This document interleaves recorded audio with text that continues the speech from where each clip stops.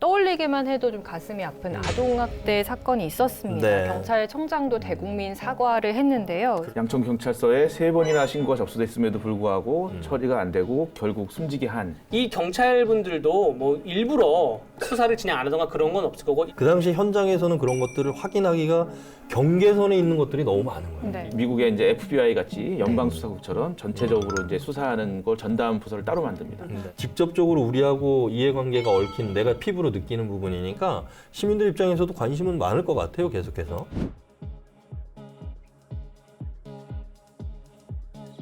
경찰 시스템, 제도에 대해서 좀 변화가 필요하다. 네. 강원 그럼 지방경찰청이 강원경찰청으로 해서 지방이라는 단어가 빠진 거잖아요. 네.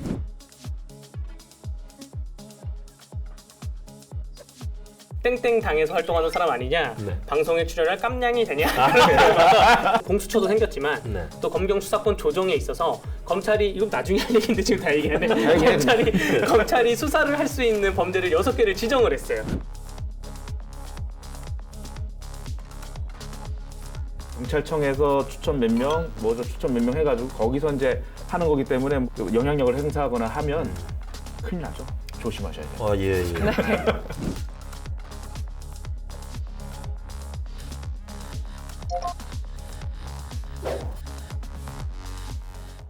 네, 2021년에도 이어지는 강원 취재 기자들의 뒷이야기 강원 기자회견문이 열렸습니다. 네.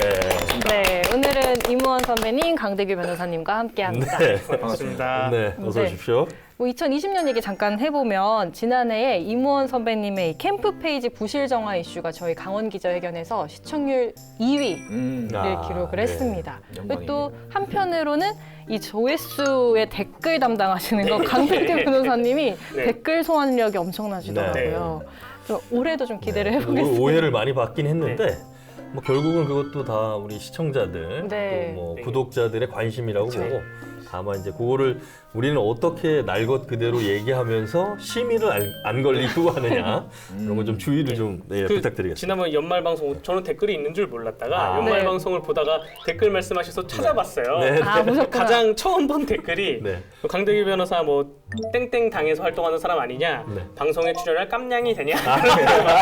제가 보고 겸허히 수용하고 좀 더 공부하고 객관적인 시각을 갖도록 더욱 정진하겠습니다. 아, 근데 예. 또 할 말은 하겠다는 아, 네, 말씀드립니다. 네네. 그 댓글에 제가 그 대댓글을 달까 하다가 예, 이런 예. 얘기를 달까 하다가 뭐 주변에서 만류해가지고 알았는데 좀 이렇게 소통을 좀 하고 싶거든요. 네. 시청자분들하고. 알겠습니다. 도대체 어떤 부분에 깜냥이 안 되냐 이러려고 아니 겸허히 수용하겠습니다. 핸드폰 번호 알려주고 연락하세요. 아, 연락하세요.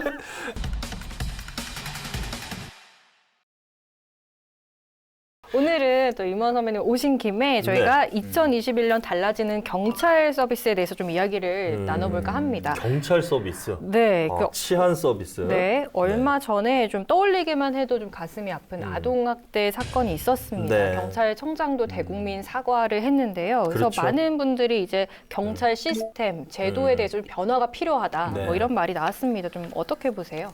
양천경찰서에 3번이나 신고가 접수됐음에도 불구하고 처리가 안 되고 결국 숨지게 한 네. 책임에 대해서 어떻게 생각하냐고 이제 우리 국회의원들이, 여야 예. 국회의원들이 아주 강하게 비판을 했잖아요. 네. 할 말이 없는 것 같아요. 네. 그러니까 이러한 문제 가운데 또 올해는 자치경찰제가 시행되는 상황이기 때문에 네. 그게 이제 이슈가 딱 겹친 그런 상황이죠.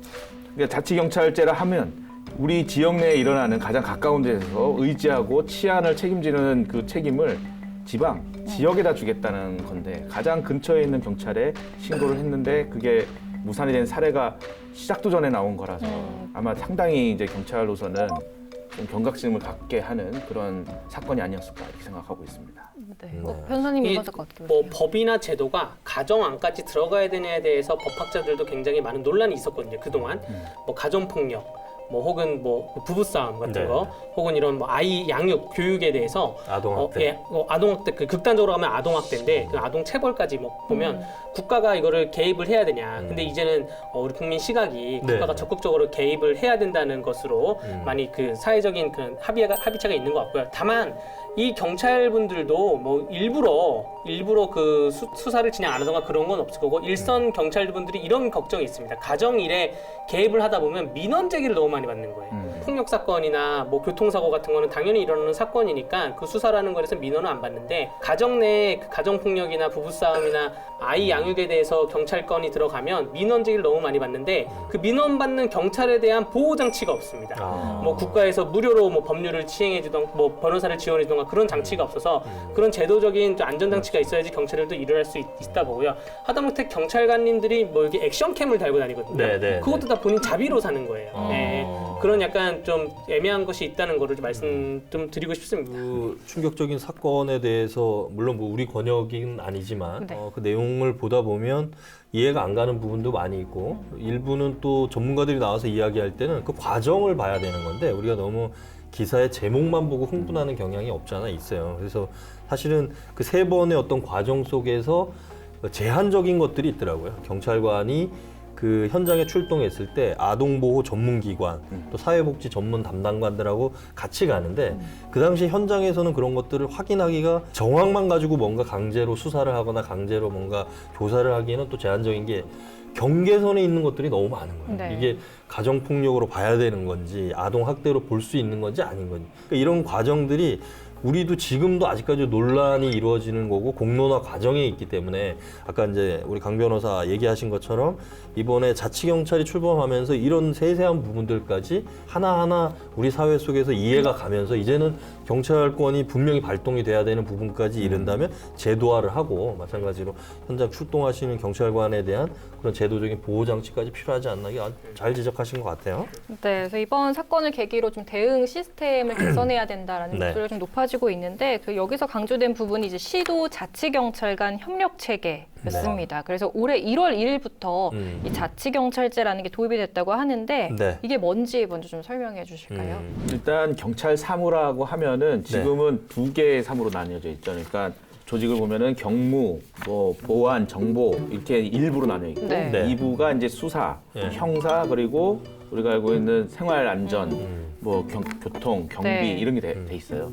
근데 이 2부를 이제 나뉩니다. 2부를 나눠서 주민 생활에 밀접한 그 네. 여성 청소년하고 생활 안전 그리고 교통 이런 부분을 3부로 만듭니다. 3부로 만들면서 자치경찰부로 해서 이제 조직이 3원화되는 거죠. 그러면서 미국의 이제 FBI 같이 연방수사국처럼 전체적으로 이제 수사하는 걸 전담 부서를 따로 만듭니다. 네. 그러면서 이제 시도 경찰 자치경찰위원회에서 이 자치경찰에 있어서 이제 인사, 경감 이하의 인사를 임용할 수 있는 권한을 갖게 되고요. 네네. 사실상 조직은 똑같은데 권한을 나누어 가지고 그 일부의 자치경찰 부분만 임용권을 시도 자치경찰위원회에 주는 그렇게 본다고 보면 알기 쉽게 되겠습니다. 그게 그러니까 부장들이 있는 거잖아요. 그렇죠. 네. 강원경찰청장이 있고 1부장은 국가경찰 사무를 하고 그렇죠. 2부장은 국가수사본부의 업무를 하고 업무를 이제 공유하고 그다음에 네. 3부장이 자치경찰의 업무를 하게 되는 주로 하는 거고요. 논의는 예전 뭐 참여정부회 때도 논의가 있었고 뭐 제주특별자치도 만들 때도 논의가 네. 계속 이어왔다가 네. 이번에 검경 수사권 조정 네. 때문에 검찰의 권력을 빼야 된다. 네. 검찰의 권력을 빼서 수사권을 경찰에 넘기면 경찰 수사권이 경찰 권력이 너무 비대해진다고 해서 경찰의 권력을 분산시키자는 의미에서 또 급격하게 도입이 됐고요. 네. 예산 편성이 좀 간소화될 수 있다고 본 것 같은데 기존에는 기획재정부에서 행정안전부로 오고 경찰청으로 오고 지방경찰청으로 오고 경찰서로 오고 네. 이렇게 예산이 뭐 필요부터 집행까지 한 1년 이상의 시간이 이제 소요가 되는데 해당 지자체에서 예산 집행이 가능해가지고 뭐 치안 수요 사업에 있어서는 좀 절차가 간소화될 수가 있다. 네. 그러면 각 뭐 춘천경찰서, 원주경찰서, 강릉경찰서도 그 안에 국가경찰 사무, 그다음에 국가수사본부 사무, 자치경찰 사무를 경찰서 단위에서도 나눠지는 겁니까? 그거는 지금 부서가 나뉘어 있기 때문에 네. 그 부서에 따라서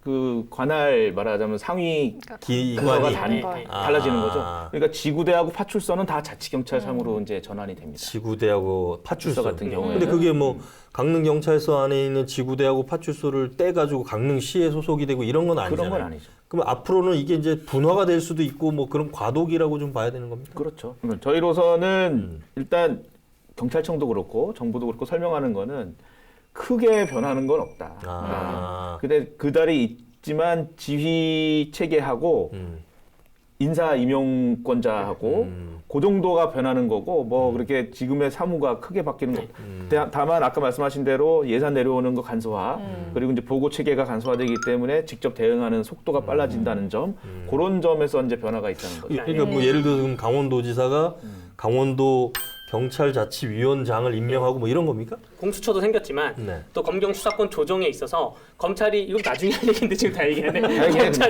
검찰이 수사를 할 수 있는 범죄를 6개를 지정을 했어요. 검찰이. 예, 검찰이 부패 범죄, 경제 범죄, 공직자 범죄, 선거 범죄, 방위산업 범죄, 대형 참사 등 대통령으로 정하는 범죄인데 이 지자체장이 경찰한테 직접 지시를 내리는 그런 우려가 있는 거예요. 그럼 지자체장은 누가 수사를 하냐. 거기에 대해서는 검찰이 별도로 수사를 할 수 있게 해놓던가 공수처가 수사를 할 수 있도록 해놨고요. 그리고 이런 뭐 인사권 같은 거는 시도위원회에서 뭐 할 수 있도록 그렇게 정해놨어요. 뭐 아무래도 그 자치경찰 분야를 나눠 놓은 것 중에 하나는 자치경찰 분야가 뭐 외부의 입김이 이제 차단하기 위해서 그런 자치위원회를 둔 것 같고 다른 범죄 같은 경우는 이미 국가수사본부라든지 국가경찰사무라든지 또는 검찰이 또 있기 때문에 그런 부분들이 충돌하거나 뭐 이럴 수는 없을 것 같아요. 예. 다만 이거를 도입을 해서 결국 일반 시민들과 도민들의 생활의 변화가 있고 네. 또 서비스가 증진되면 네. 그러면 이 제도가 옳다구나 할 텐데 네, 네.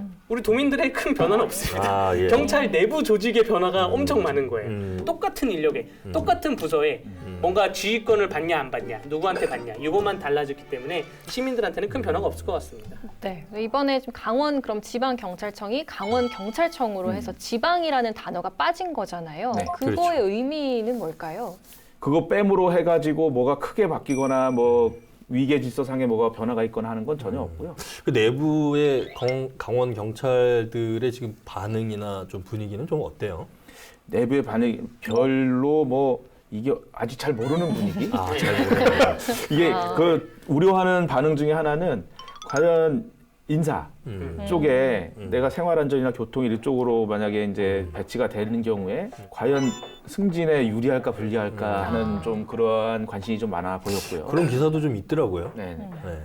그래서 아까 말한 대로 이제 시도자치경찰위원회에서 인사위원회를 따로 또 구성을 해요. 그때 구성할 때 이제 경찰청에서 추천 몇 명, 추천 몇 명 해가지고 거기서 이제 하는 거기 때문에 뭐 일방적으로 시도지사가 뭐 영향력을 행사하거나 하면 큰일 나죠. 경찰들이 그동안 이제 좀 수건이 뭐였냐면 검찰은 기소를 전담하는 기관, 경찰은 현장의 수사를 전담하는 기관으로 분리를 하자. 그게 이제 오랜 동안의 경찰 그쪽에서 요구였던 것 같은데 아무래도 이 경찰 그 내부에서 그런 어떤 기관의 어떤 위상이라든지 이런 것들을 요구했던 분들은 아주 긍정적으로 좀 반응하시는 것 같고 다만 본인들이 지금 어떻게 소속이 달라질지 또는 기관이 분화가 될지에 대해서는 정해진 바가 없다 보니까 그 부분에서는 좀 혼란을 느끼는 것 같아요. 그래서 아까 우리가 얘기했던 그런 아동 학대 관련한 아동 청소년 그 부서들 네. 이런 데는 사실 그동안 좀 기피 부서였었다고 하더라고요. 그래서 각 그 지역에 있는 경찰청에다가 그 전담 수사 부서를 하고 거기 지원하는 사람에 대해서는 승진 인센티브 뭐 이런 것도 검토한다 뭐 이런 보도들도 좀 있더라고요. 그러니까 그런 쪽에 좀 확충을 하겠다는 얘기인 것 같고 결국은 이런 모든 것들이 분화가 되면 음주 단속을 뭐 한 하루에 한 10번씩 하나 뭐 이럴 수도 있을 거예요. 그러니까 근데 그거는 직접적으로 우리하고 이해관계가 얽힌 내가 피부로 느끼는 부분이니까 시민들 입장에서도 관심은 많을 것 같아요. 계속해서 앞으로 계속 어떤 방식으로 갈지 좀 주목해서 봐야 되지 않을까 생각이 듭니다. 네, 그러니까 4월부터 시범적으로 운영하고 7월부터 본격적으로 시행을 한다고 하니까 네. 또 아무래도 주민 생활과 밀접한 부분과 관련이 많은 거니까 네, 주민분들도 관심이 많을 것 같아요. 네, 그럼 뭐 자치경찰제 외에 또 저희가 뭐 주목해 볼 만한 기억해야 할 만한 것들을 뭐가 있을까요? 올해 가정폭력 처벌법이 변경이 네네. 돼가지고 네. 강화가 돼서 이제 현행범 체포가 가능한 그 할애가 됐고 이제 접근 금지 등 이런 걸 명령했는데 그걸 위반하면은 예전에는 500만 원 이하였었는데 이제 징역까지 1년 이하 징역까지 가능해서 좀 강화된 부분이 올해 좀 기억해야 될 것 같고 도로교통법에 이제 안전속도 5030이 4월 17일부터 시행이 돼서 아 이거는 다 되는 겁니까? 원주에서 하고 있는 전국적으로. 맞아요. 원주 충청 4월 선대. 17일부터는 전국적으로 이제 시행이 됩니다. 그래서 간선 도로는 50km, 이면 도로는 30km가 이제 기존 속도가 되니까 조심하셔야 돼요. 아, 예, 예. 원주에서 시범적으로 지금 하고 있는데 기본적으로는 뭐 그 어린이 보호구역 그 주변에서 이제는 좀 인식이 좀 있는 것 같아요. 그래서 물론 뭐 내비게이션에도 30km 딱 뜨더라고요. 네. 그래서 그런 부분에 대해서도 우리가 좀 주의를 해야 될 것 같아요. 네. 네. 다음 코너 넘어가 보겠습니다. 네. 올해부터는 한 줄 평과 헤드라인 대신에 네. 기사를 소개해서 동료나 강원 기자들을 이곳에 소환하는 시간 진행하고 있습니다. 예. 네. 이번 주 금주의 기사, 음. 기자 뭐 누구일까요? 일단은 뭐 어떤 기사 뽑아오셨나요? 저는 어떤 기자님 이름이 명확하지 않고 기사가 워낙 많이 나가지고 네. 3억 원 봉투 놓고 간 한파도 녹인 온정. 아. 그러니까 3억 원 봉투를 기부하신 분인데 네. 이 기부를 왜 굳이 뽑았냐면 이분이 어떠한 노인분이 춘천시청에 오셔서 저도 대리인입니다. 심부름 왔습니다 하고 봉투를 두고 갔는데 봉투 안에 3억 원 네. 수표가 들어 있었다는 것이고요. 근데 이거를 누구에게 기부할지를 명확하게 편지로 남기셨어요. 아. 예, 어린 자녀를 거느리거나 병든 노부모를 모시고 식구를 먹여야 살려야 하는 절박한 처지에 부녀자 가장으로 꼭 필요한 가정 100개를 선정해서 1월부터 3월까지 매달 100만 원씩 지급했으면 좋겠다. 그래서 작년 연말에 기부라고 간 게 이제 세상에 알려졌습니다. 네. 저는 네. 강원일보 기사 갖고 왔습니다. 이번에 아동학대 얘기가 좀 많이 나오면서 강원일보에서 최기영 선배랑 김수빈 기자님이 쓰신 거예요. 코로나 여파로 보육시설 문 닫자 아동학대 신고 건수가 급감했다.